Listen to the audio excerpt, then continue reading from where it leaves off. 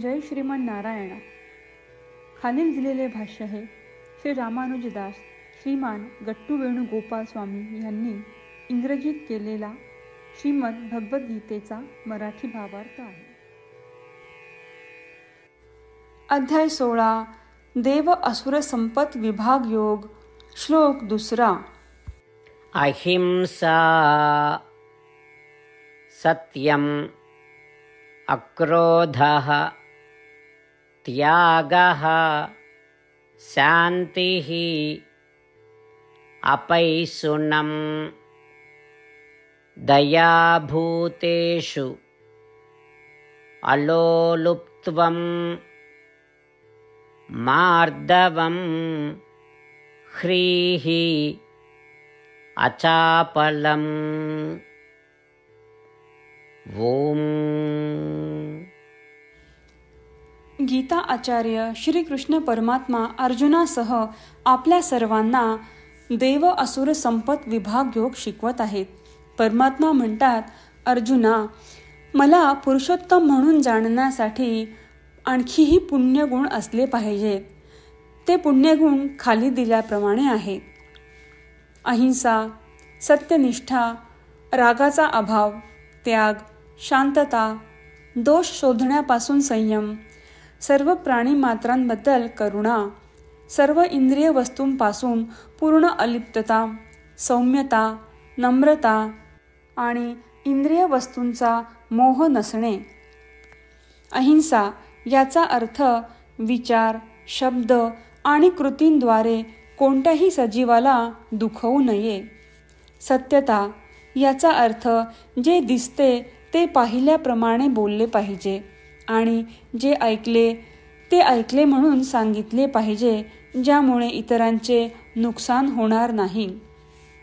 राग नसणे याचा अर्थ असा आहे की कोणीतरी तुम्हाला राग आणेल असे वागले तरीही आपल्याला राग न येऊ देणे.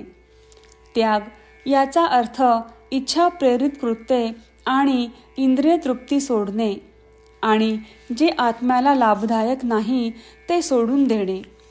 शांतता याचा अर्थ शारीरिक शिस्त असणे, इंद्रियांवर नियंत्रण ठेवणे आणि बाह्य परिस्थिती कितीही त्रासदायक असली तरीही दोष न शोधता आंतरिक संतुलन राखून ठेवणे. प्रतिबंध याचा अर्थ असा आहे की इतरांचे नुकसान होईल अशा प्रकारे बोलू नये, इतरांची बदनामी करू नये. सर्व सजीवांमधील दोष शोधल्याने आपले मन घाण होते, तर त्यांच्या गुणांवर लक्ष केंद्रित केल्याने ते शुद्ध होते. करुणा याचा अर्थ सर्व सजीवांप्रती दयाळूपणे वागणे. सर्व इंद्रिय वस्तूंपासून पूर्ण अलिप्तता याचा अर्थ सांसारिक गोष्टी आणि सुखांमध्ये रस नसणे. सौम्यता याचा अर्थ चांगल्या लोकांशी मैत्री करण्यात उत्साही आणि स्वारस्य असणे आणि त्यांच्याबरोबर वेळ घालवण्यासाठी नेहमी तयार असणे. नम्रता एखादी चूक करण्याचा विचार मनात येताच अपराधीपणाची भावना निर्माण झाली पाहिजे. इंद्रिय वस्तूंचा मोह नसणे. जेव्हा सांसारिक सुखे आपल्या समोर असतात तेव्हा आपण मोहात पडू नये किंवा त्यांच्याकडून प्रलोभितही होऊ नये असे सांगून श्रीकृष्ण परमात्मा त्यांना पुरुषोत्तम मानण्यासाठी आवश्यक असलेले सद्गुण स्पष्ट करत आहेत. श्रीकृष्ण परमात्म्यांच्या शिकवणींचे मनन करत असताना वरील सर्व सद्गुण एक एक करून आत्मसात करण्याचा प्रयत्न करूया. श्रीकृष्ण परमात्मा हे सर्वश्रेष्ठ आहेत. श्रीकृष्ण परमात्मा हे पुरुषोत्तम आहेत. श्रीकृष्ण परमात्मा हेच श्रीमन नारायण आहे असे मानूया आणि श्रीमन नारायण यांची प्राप्ती हेच आपल्या जीवनाचे ध्येय बनवताना केवळ श्रीमन नारायण यांचा आश्रय घेत असताना आपण श्रीकृष्ण परमात्म्यांचे शब्द श्लोकाच्या रूपात पुन्हा सांगण्याचा प्रयत्न करूया. अहिंसा सत्यमक्रोधः त्यागः शान्तिरपैशुनम् दयाभूतेष्वलोलुप्त्वं मार्दवं ह्रीरचापलम्. श्रीमद भगवद्गीतेचे संपूर्ण सार श्रीकृष्ण परमात्म्यांनी अध्याय 18 श्लोक 65 ते 70 मध्ये 8 गोष्टी करण्यासाठी दिल्या आहेत. श्रीकृष्ण म्हणतात, जे या 8 गोष्टींचे पालन करतात ते मला आवडतात. मी त्या भक्तांचे सर्व प्रकारे रक्षण करीन. श्रीकृष्ण परमात्म्यांनी सांगितलेली सर्व भगवद्गीता ऐकल्यानंतर अर्जुन म्हणतो, करिष्ये वचनम तव. अर्थात श्रीकृष्णा, तुम्ही सांगताल तसेच मी करीन. म्हणूनच श्रीकृष्णांनी अर्जुनाला सर्व प्रकारचे यश आणि विजय बहाल केले आहेत. परमात्म्याला आपले वचन देऊया की आपण या 8 क्रिया पाळू. परमात्म्याला हा शब्द देण्यापेक्षा मोठी कोणतीही पूजा, तप, यज्ञ नाही. ह्या 8 क्रियांचा तुम्ही सर्वांनी मनाने विचार करा असे मी म्हणेन. अशा प्रकारे आपण श्रीकृष्ण परमात्म्याला आपले वचन देत आहोत. आपण सर्वांनी श्रीकृष्णाच्या चेहऱ्याचा आनंद आणि सुख अनुभवूया. जय श्रीमन नारायणा. ह्या 8 क्रिया खालीलप्रमाणे आहेत. हे श्रीमन नारायणा, तुम्ही सांगितल्याप्रमाणे मी नेहमी तुमच्यावर चिंतन आणि विचार करीन.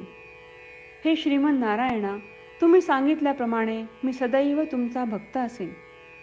हे श्रीमन नारायणा, माझी सर्व कृती तुमची सेवा आणि तुमच्या समाधानासाठी करीन. हे श्रीमन नारायणा, तुम्ही अनुसरण करायला सांगितल्याप्रमाणे मला खूप विश्वास आहे की मी तुमचा आहे आणि मी नेहमी हात जोडून तुम्हाला नमस्कार करीन आणि तुमची पूजा करीन. हे श्रीमन नारायणा, मला तुमचे शब्द आठवले. मामेकम शरणम व्रज, जे तुम्ही एकट्याला शरण जायला सांगितले आहेत. श्रीमन नारायणा, मी एकटाच तुम्हाला शरण जातो.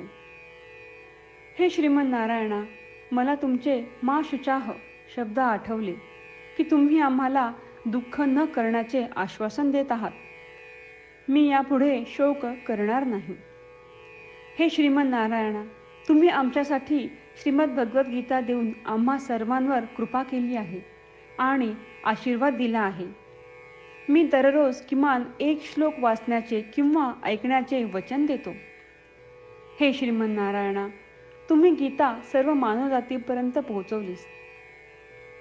मी गीतेतील तुमचे दैवी वचन त्या भक्तांपर्यंत पोहोचवण्याचा प्रयत्न करेन जे गीतेला अपरिचित आहेत. हे श्रीमन नारायणा, तुम्ही सांगताल तसेच मी करेन. तुमच्या इच्छेप्रमाणे वागेन आणि तुमच्यासाठीच काम करीन. श्रीमन नारायणाला आपण वचन देऊयात की दररोज त्यांनी सांगितल्याप्रमाणे आपण आचरण करू. हीच एक महान पूजा आहे. श्रीमन नारायणा, करिष्ये वचनम तव. श्रीमन नारायणा, मी तुमच्या सूचनेनुसार वागेन. अहिंसा, सत्यम, अक्रोधः, त्यागः, शान्तिः, अपैशुनं, दयाभूतेषु, अलोलुप्त्वं,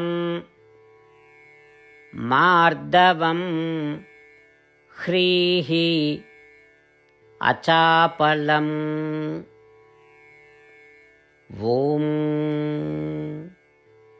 अहिंसा, सत्यमक्रोधः, त्यागः, शान्तिरपैशुनं, दयाभूतेष्वलोलुप्त्वं, मार्दवं, ह्रीरचापलम्.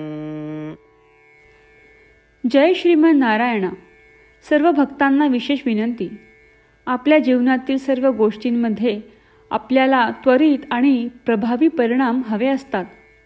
हे साध्य करण्यासाठी दररोज 1 मिनिट घालवू आणि नारायणास्त्रम वाचूया. नारायणास्त्रम मिळवण्यासाठी www.narayanaastram.org या नारायणास्त्रम वेबसाईटवर जा आणि नोंदणीमध्ये आपले नाव आणि ईमेल प्रदान करा. तुम्ही दिलेल्या ईमेलवर तुम्हाला नारायणास्त्रमाचे PDF प्राप्त होईल. PDF रामायण श्लोक, गीता श्लोक आणि विष्णू नाम आहे. या 3 पैकी 3ला नारायणास्त्रम म्हणतात. प्रत्येकाला या श्लोकांचे वेगळे संयोजन प्राप्त होते.